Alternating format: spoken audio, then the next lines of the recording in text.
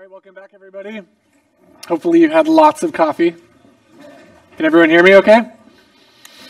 Okay, so this has all been building up to discussing how machine learning and data-driven optimization can be used in the field of fluid mechanics. This is why we're all here, okay?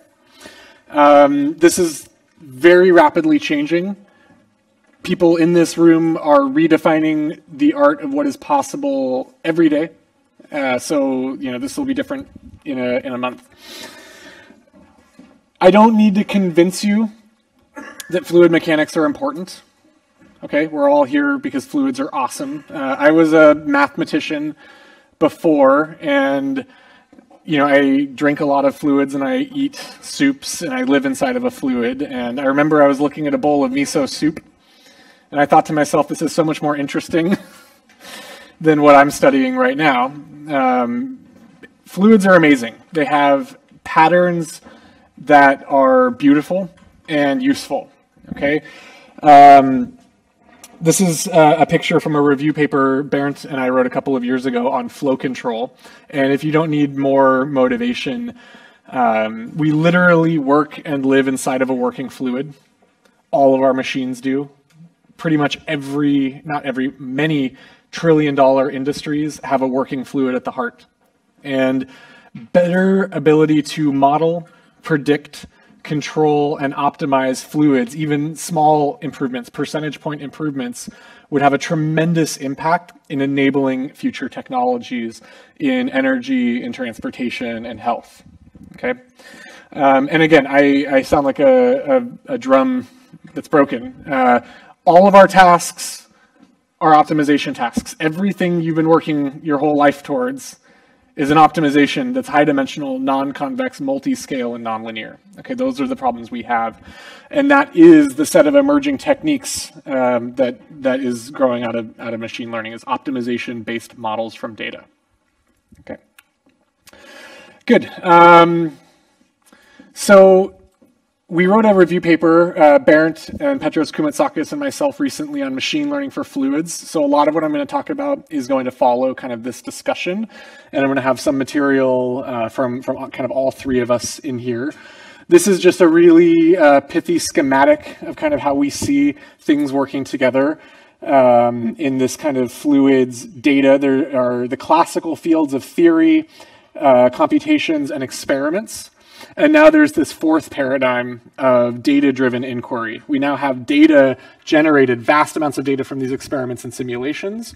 And in some sense, machine learning is a common data processing architecture that can kind of unify these classical modes of interacting with fluids. And this actually just goes to show you how I'm not that much of an engineer in a daily life. The first time I made this diagram, the gears didn't turn. And so I had to put in this little gear in the middle.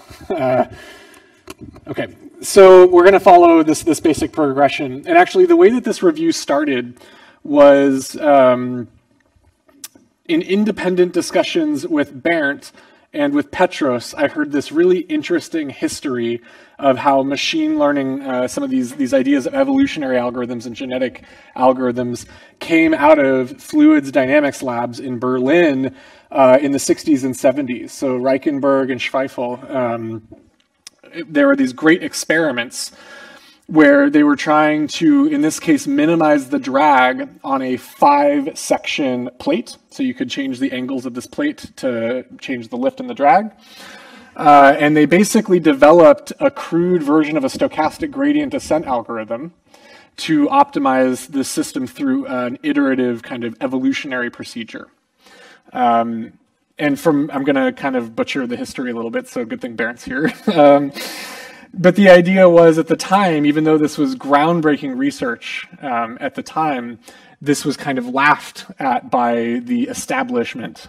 This was not fluid mechanics. This was not what this institute was all about. And it's only by kind of good luck and the support of others that they weren't run out of their institute. Yeah, Bernd's going to fill in. So the reward for Rechenberg was he was thrown out of the institute. So he was 3 years unemployed in the institute of Rudibert King, because before Manfred Eigen, so a Nobel Prize laureate, rescued him, and then he was promoted immediately to a professor from being unemployed. and Schwefel was also thrown out of the institute. So both were accused of not doing fluid mechanics. Yeah. So this is how this review came about, was kind of just, discussing with Bernd and with Petros this rich history that machine learning and fluid mechanics have grown up together. Kolmogorov is one of the founders of statistical learning, which is a major branch of machine learning research. We are one of the original big data fields. A lot of the modern computational architectures, data processing architectures, and algorithms were developed to solve fluids problems. So a lot of the advances in principal components analysis, how we compute the singular value decomposition. Sirovich in 1987 wrote the snapshot POD paper that changed how we compute proper orthogonal decomposition. In the same year, he showed that you could apply this to images of human faces, and he invented the eigenfaces algorithm. So that launched these two massive initiatives, but this was based on advances in fluids data. Another thing that's kind of interesting is this AI winter. So those of you who are students of history will know that artificial intelligence and machine learning is not new. And in fact, this had been there have been hype cycles before. And the AI winter in 1974 was largely due to the great fluid mechanician, Sir Lighthill, who essentially held 3 computer scientists and statisticians on trial. This is the trial of machine learning or artificial intelligence, and he essentially eviscerated them. They massively had overpromised and under-delivered, and Sir Lighthill, was largely responsible for the funding being cut for a decade in artificial intelligence. What's interesting is that one of his main points was the failure of human speech recognition, and you see this is auto-translated in Google right now. So it's kind of funny that a lot has changed, but some of his original points are still quite valid. You have to be careful about the hype cycle and not over-promising, but you also have to be respectful of limitations of the time are not always going to be limitations. Okay, so really interesting and rich history. So in this lecture, I'm going to go through a couple of different aspects. I'm going to talk in general about what makes fluids interesting from a data perspective and challenging, and what are some of the challenges in machine learning. So I'm just going to talk about the incompressible Navier-Stokes equations. We have a Reynolds number. This is essentially how we get our complexity, is by modifying the Reynolds number. I love this picture from the Feynman book, just showing as you crank up the Reynolds number all of the kind of rich behavior that you get in your system. And again, Bernd's point is excellent that if I have one experiment or simulation, I have a tremendous amount of data, but I might only have that at a very small handful of cases here. So, for example, Feynman distilled these 5 Reynolds numbers as being the pillars that you can interpolate between or extrapolate through, or however you want to think about this. But that's only 5 kind of data points in that dimension. Okay, that's not enough for neural networks to really learn based on. And you have a really interesting set of phenomenology. This is just the drag coefficient as you go through the Reynolds number. This is actually why those ball drop experiments don't work, is because the constant gravity argument is not really sufficient. You have this massively velocity dependent drag profile. It's extremely nonlinear. It's not a constant. Okay. Good. This is a picture that I got from Sam Tyra from UCLA. I love this this picture of our Reynolds number 100 flow past a cylinder. This is our favorite benchmark. And then this is a satellite image of the flow over Rishiri Island in Japan. So even though you have this extreme complexity in your fluid systems, this massive range of scales, oftentimes you still have these dominant patterns that emerge that actually look relatively simple and low dimensional. So pattern extraction is one of the key areas of machine learning research in fluid mechanics, and then modeling how those patterns evolve. And in fluid systems, I remember hearing this from Lex Smits, who basically said you can tell a low budget movie by how many scales their turbulent explosions have. And so that's one of the hallmarks, is that anytime you zoom in, you get this kind of self-similar structure, and maybe self-similar is an abuse. You have, every time you zoom in, there is more structure to look at in these highly turbulent flows. And that makes them very challenging to model and to simulate, because sometimes these little scales, maybe they don't matter instantaneously, but their bulk effect does matter. Okay, so we have really rich planetary data. So this is a simulated satellite image from the Gulf of Mexico. So this is a really, really rich fluid flow. I think we have decades of this collected every hour over the entire globe. This is a tiny, tiny fraction of the data we have. This is the Ocean Next project. This is an incredibly large circulation model that the Europeans have been developing and trying to model kind of these fluid dynamics over large time scales. And this is just a set of videos I picked out to show. We had an IPAM workshop, a 3-month workshop on machine learning for physics. And these are just videos I decided to show a bunch of non-fluids people to get them excited. I love this one. Right, you see kind of just this massive range of scales and complexity in this Rayleigh-Benard convection. And this will just keep going. This is like a 5-minute video, and it only gets better. Yeah, question in the back?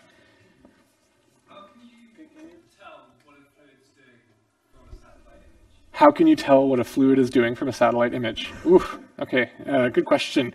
So, so the measurement is not my strong suit. I'm assuming they measure something and then they infer something. I know that around airports you can use LiDAR to measure things. I know people use radar, Doppler, velocimetry. Yeah, measuring ocean currents is actually still a pretty big problem. A lot of people drop buoys in the ocean or drifters and floaters. It's expensive. So you're constantly assimilating data from different sources, satellites, and on passive and active tracers and robots on the ocean. So a lot of data streams for assimilating this, but that's not I'm sure other people know better than I do. Isn't that great? I mean, really interesting. You should download this video. I'll make all the slides available. This is a fun one from the KTH Group that's been inspiring a lot of work for quite some time, is just trying to understand kind of this rich multi-scale behavior in these boundary layer simulations. So this is, you can see these hairpin head vortices forming in this long developing boundary layer. And this just gives you some of the idea of the complexity and scale at work in some of these problems. And we're probably still decades away with Moore's law from simulating flows at industrially relevant Reynolds numbers, even with the biggest supercomputers, let alone being able to simulate them in real time or multiple, an ensemble of simulations for design optimization and control. Okay, so getting reduced representations of what's happening here, the things that, that matter for an engineering objective, is extremely important and extremely challenging. I mean, this is just so cool. Okay, I've always been inspired by this set of quotes from the Feynman lectures. This is kind of, I think, a really profound view on fluid mechanics. It's a lot of text, I apologize. But the basic idea is that, when you have a new situation, you try to make analogies to an old situation you've seen before. And he makes some comments about fluids. Have you never visited the Earth? Could you predict the thunderstorms, the volcanoes, the ocean waves, the auroras, and the colorful sunset? The basic idea here being, yes, we have governing equations. Yes, we know Maxwell's equations and Navier-Stokes equations. You would never predict thunderstorms from those equations, just if you had those equations. Okay, and there's this huge conceptual gap between having equations and having understanding or knowing what is possible. Okay, and that's something we struggle with. We don't know how effective of a flow controller we could possibly design. Like there's no theory for what the upper limits are in some of these situations. And so he says the next great era of awakening of human intellect may well produce a method to understand the qualitative content of equations. And I think this is really important. We get stuck often on this idea that we have the equation so we understand everything. And that's certainly not true. Okay? We don't believe that's how a moth interacts with a fluid, through equations. Okay? Good. And so how do we study flows? And this is, again, how we are going to be studying them with machine learning. We study them through canonical flows. We find simplified examples and analogies. We work through analogies, and that's how our machine learning is going to develop. You're going to be developing models for different scenarios. Okay, so there's all kinds of cool examples. You have bluff body flows and wakes, which has one type of behavior and physics. You have mixing layers and shear flows. That is a whole, kind of different can of worms when you're modeling, right? So, for example, run DMD on flow past a cylinder and a spatially evolving mixing layer, and you'll find very different challenges in this modeling procedure. Yeah, and then all kinds of other problems. So one of the big ones is acoustic noise generation and turbulence and shock waves. And, scramjets are really important. We want supersonic transportation, hypersonics. And currently our models are too slow to really be useful. So we build experiments and we run these massive simulations. We need to accelerate these. Okay. Remember, the big change in machine learning in the last 10-ish years started with a data set. Okay, it did not start with a neural network. It started with a massive data set. This was essentially a service that someone did. They had the vision that this was what was needed, and they put tremendous resources into generating this library. And so that is the only way we as a community are going to move forward in machine learning research for fluids, is to have canonical, agreed upon benchmark problems and data sets. So for example, Bernd and team have been working on the fluidic pinball, which you've probably seen, the 3 cylinders. That is one new benchmark problem that has additional complexity that people can work with. There's some great ones out there. The Johns Hopkins database has really been pretty useful. I mean, how many of you have used the Johns Hopkins database? A lot of us. Very useful. This was not designed with machine learning in mind, I don't believe.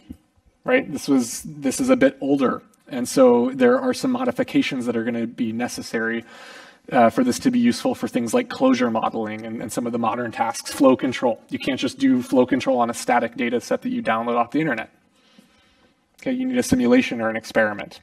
But this is a commendable effort. This is where we need to be working, is to have agreed upon benchmark problems that we can compete our algorithms on. Okay. Yeah, this is just one example from this kind of turbulence data set. Is you see these kind of scales within scales of vorticity. So every time you zoom in, you kind of see additional scales. This is probably the Q criterion. I'm not entirely sure what's being plotted here, but I'm guessing it's Q criterion.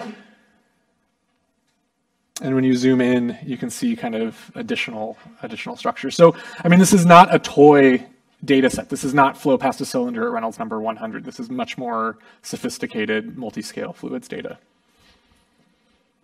Okay, but this is a challenge. I mean, someone in this room hopefully is going to be developing the next kind of version of this that we can all use. We should be doing this together. Okay, I'm going to talk about some interesting examples of machine learning in fluid mechanics, and this is going to be highly biased to work that we've done and work by collaborators. So I'm just going to tell you our perspective. And the idea is not at all to be thorough or comprehensive, because that would be impossible. I just want to give you a flavor for some of the cool things you can do. Okay, so machine learning is just optimization with data. So I'm going to start off with something that has nothing to do with neural networks. Okay, because I think that's healthy for us all. I'm going to talk about the robust, proper orthogonal decomposition. This is work by Isabel Scherl. So she has a poster outside, and you should talk to her about this. And it's really, really interesting. So we all are familiar with the POD. We use it all the time. How many of you have done POD on experimental data? Okay, are your experiments clean? I mean, probably you hope so, but like, do you have Gaussian white noise on your experiment? Do you have outliers and corruption? Every experimental data set has outliers and corruption. It looks like TV static on top of a flow field. Okay, even the good ones, yeah. Same is true for CFD. And so we had this idea, there are really powerful techniques from statistics to robustify these algorithms. And these are really simple modifications to our classic algorithms. So of course we know about our POD, we can decompose a very high dimensional flow field into a linear subspace spanned by a small set of orthogonal modes. That's very useful for taking something that was large and intractable and bringing it down to a representation that's finite and manageable. You can build models here and do control and all kinds of stuff. But when you have experimental data, you often get corruption that messes up your modes, okay? And so there's this really cool algorithm, Candes et al. And others in the field of robust statistics have been developing these algorithms over the last 10 years, maybe 20 years. This one is called robust principal components analysis. And remember, anytime I say PCA, you should be thinking POD, they're basically the same thing. So this is the Yale B data set, where you have 36 individual human faces, and for every single human face, you have 64 images of that person with different lighting conditions. It's a really cool experiment. They built a geodesic dome with a bunch of lights and a camera, and they just flash them in 2 seconds and take 64 images. So you get all the shadows, okay? And so with this massive data set, what you can do is you can learn what are the statistical features of a human face. Like, we're not as different as we think. We all are an oval with some circles and some dots, right? Like, we're basically the same. And so once you learn the statistical features of what makes up a human face, this is literally just doing POD on a library of human faces, you can use that statistical knowledge of what makes up a human face to subtract off large occlusions or outliers or corruption. So you can put a mask on this person, this funny mustache, and the algorithm can say, based on what I can see in the algorithm, this is consistent with the low rank dynamics, with the low dimensional dynamics observed in the data, and this is all of the stuff that is an outlier, a sparse set of outliers. You can literally like pull a disguise off of someone. You can't rob a bank with a hoodie anymore, because if any part of you is showing, they're gonna correlate it and figure out what your face looks like, okay? So the idea here is you can use this for corrupt flow field data. This is, I'm going a little fast. Does this make sense what I'm saying? There are statistical features in the data. This is not random data. These are human faces. And so even if I see a human face with something messed up, I can figure out what's under that based on the statistical correlations with what we have in the database. Now, again, this is an optimization problem. I haven't shown you how you solve for L plus S. This is a non-unique problem. There are many L's and S's that add up to X, right? This is a massively underdetermined problem. There's infinitely many solutions to splitting X into L plus S. So you have to set up an optimization problem so that the solution you want is the one that comes out, okay? And this is the solution that you would, this is the optimization problem you would want to write down. You want to write down X is split into these two matrices such that the rank of the low rank part, the number of POD modes is minimized, and so that the L0 norm of the sparse corruption part is minimized so that there's as few kind of outliers as possible. But this is a non-convex optimization. This can't be solved in polynomial time, so you relax it. And that's a huge theme in machine learning, is you add these penalties to promote unique solutions in underdetermined problems. Closure modeling, it's an underdetermined problem. What is the prior, what is the regularization you're going to add to pull out the solution that is most physical? Okay, and in this case, sparsity tends to be a good regularizer for corruption and robustness. And so this is the convex relaxation that Candes came up with. Isabel has applied this to lots of interesting flow data. So this is our favorite Reynolds number 100 cylinder that we've massively corrupted with salt and pepper noise. I mean, this is real. This is a real movie from the method working. Okay, so you run this movie, you build a statistical kind of understanding of what a flow field is, what the low dimensional structure of a flow field is, and when you run it through this optimization, what comes out is a very clean low rank structure. You can see that there is a little bit of a shadow of the noise in the wake, so this is, we're not cheating here, this is really data, and all of the outliers got pulled out.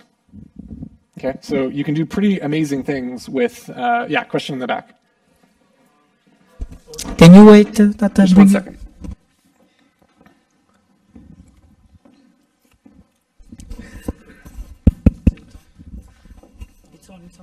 So the S matrix, it's sparse in what sense? Sparse means, sparse literally means it has mostly 0 entries. It is only a few non-zero entries. But like, yeah, it doesn't look like that sparse. It's a little hard to see. I think this is probably about 20% corruption, but we're computing vorticity from it, so it corrupts its neighbors too. So it's a little hard to quantify, but sparse just means you want it to have as many 0 entries as possible. It doesn't mean it has to be 1%. It could be 30%. So is, in general, noise usually sparse or localized in certain regions of the flow? So this is really important. If I had contaminated, if we had contaminated our data with white noise everywhere, regular POD would have been optimal for filtering that. If I had enough data, the SVD is the best thing you can do to filter white noise. Okay, that's like how it was developed. Principal components filters white noise, Gaussian noise, okay? This is not white noise. This is salt and pepper corruption. You like manually take the pixels and make them +10 or -10 at random, okay? So this is more like the kind of corruption you see in experiments from PIV imaging. You could also do something like you could have this movie and then one of the frames, the back part could have just been blacked out. And what that does when you do a POD is a linear regression, and that's going to tilt the whole regression plane because of that one outlier. And this will robustify it and get the modes back. Okay, good. And so this, you know, these are the true modes from the clean data. This is what you would do if you ran POD, just vanilla POD on this contaminated data. And this is Isabel's robust set of modes. So you get a massive cleaning of this. And we only have a few periods of this data. I think we have 5 periods of shedding, something like that, 2 periods. You can use these modes to build models. And when you do DMD before, these white circles are kind of the truth. And you get this terribly contaminated model here. And after RPCA, you almost nail the correct eigenvalues here. You can actually quantify how much noise reduction there is based on this really nice work by Shervin Bagheri, who quantified kind of how noise would mess up these eigenvalues. So that's, I think, a really cool connection to some classical theory of Koopman and DMD. And so Isabel applied this, you know, if we had just applied this to our toy data set, it would be cute. Isabel applied it to 2 experimental data sets that are actually of interest to us and are actually corrupt. This one is data from Jessica Shang's PhD work. This is flow past a cylinder at Reynolds number 413. This is more like what I'm used to seeing, right? It's pretty noisy. It looks like there's a lot of TV static on top. And it's not Gaussian white noise. You see these like bright spots just kind of flare up at random. Those are occlusions and outliers. And so when you run through this optimization, and this is something interesting, that regularization term, that L0 term that we added to make our solution unique, you get to decide how much to weight that term. And that's, again, just like in the Cindy algorithm, you have to choose how important sparsity versus accuracy is to you to find the right solution. The Candes paper has a guideline for how to choose lambda, given some assumptions, and it turns out to be a pretty good assumption. So if we have lambda too small, we overfilter, and a lot of the coherence goes into the sparse part. So this is overfiltering. If the lambda is too high, we are not being aggressive enough, and we are catching some of the massive outliers, but this is still pretty crummy. And so there's this Goldilocks zone in the middle where you get kind of just the right amount of lambda, and it's inevitable that you're going to filter some structure and you're still going to have some contamination because this is real data, but this is still significantly cleaner. I mean, look at the difference. This is what you want. And it's a little subjective. You have to make a judgment call about about what you want. So we've also applied this to the Johns Hopkins turbulence database, actually, where it is multi-scale, and we know the truth of all of the scales. And Isabel carefully quantified, as you change this lambda, how do high frequency structures get filtered? Okay, so you can really use this algorithm right now. Question there? Yep. Does it matter where you actually apply this filtering in the process? Because with PIV, you obviously have raw images, then you have velocity field, then you have vorticity. Have you seen? Yeah, so I'm going to repeat the question. Does this matter where you apply the RPCA algorithm in the PIV processing pipeline? Because there are lots of steps going from raw images to velocity vectors.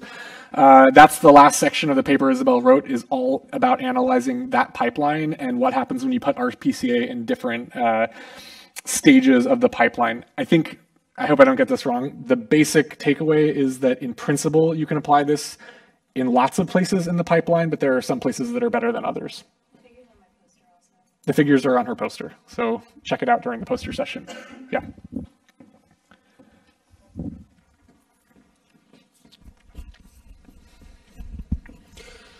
So is there a way to use some physical information on the length scale or time scales of the problem to choose the filter? Let's say you know the Kolmogorov scale or can estimate from the Reynolds number so that you choose at least not to cut over the Kolmogorov scale or to be aware of it. I think that's a great idea. There are so many other ways we could have regularized this problem. We could have done a total variation regularization. I know that Barrett and I talk a lot about total variation regularization. Seems to be an extremely physical regularization term, and that one does have kind of tunable length scales in some cases. So yeah, absolutely. This is the first step in this direction, but there's lots of regularization you could add to these problems. Absolutely. And that's, I'll just emphasize, like, for physics, that's where a lot of the human expertise comes in machine learning, is choosing your regularization. You have most machine learning tasks, inverse problems, most of the optimizations we want to do are ill-posed, underdetermined problems. They have infinitely many solutions or no solutions. And so you choose a regularization to promote the solution that is most physical based on your understanding of the world. That's where your human expertise and creativity comes in. That's why we are still valuable in this process. Great. Okay, any other questions? Maybe just a curiosity. Yes. You tested over the vorticity field. So vorticity means computing derivatives, so it means amplifying the noise. Mm-hmm. How does it compare if you do this in the velocity field with standard PIV methods? So Isabel's looked at both velocity field and vorticity field. You can do it on both. Yeah, you definitely have to be careful about computing derivatives with these things, but she's looked at both of them. You can apply it in either stage that you like. Cool, yeah. So another one I'm going to talk about is SuperResolution. This is just incredibly fascinating and useful for us. So, we want to solve real turbulence problems, and we work on these toy canonical problems that are oftentimes laminar, oftentimes massively simplified. And so there's this idea of large eddy simulations and trying to infer what's happening at subgrid scales. It's very closely related to the super-resolution problem in imaging.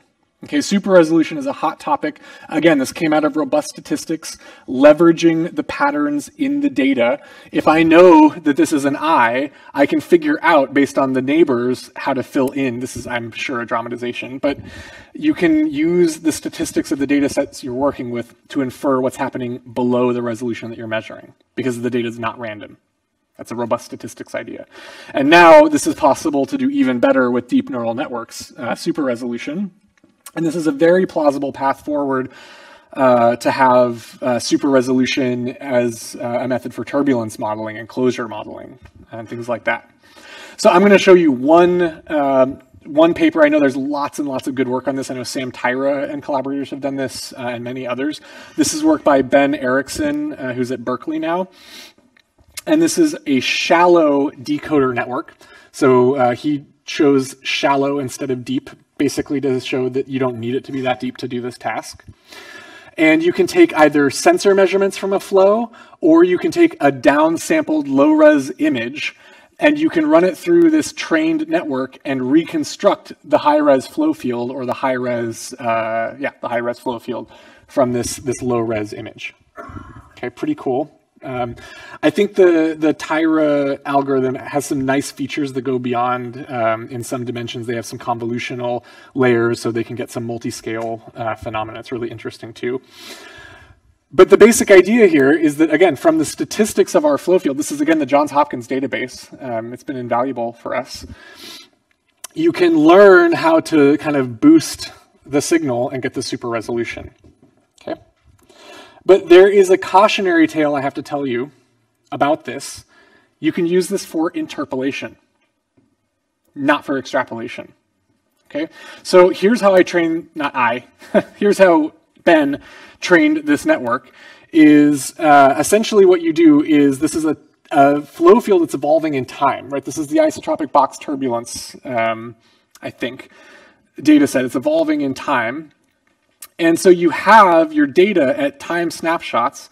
And what he does is trains it on these dark gray time snapshots and then tests it on the blue ones, which are fundamentally between things we've seen. It's an interpolation task. And on an interpolation task, he absolutely nails the reconstruction. It's like almost indistinguishable. You have to zoom in to see the differences. Okay?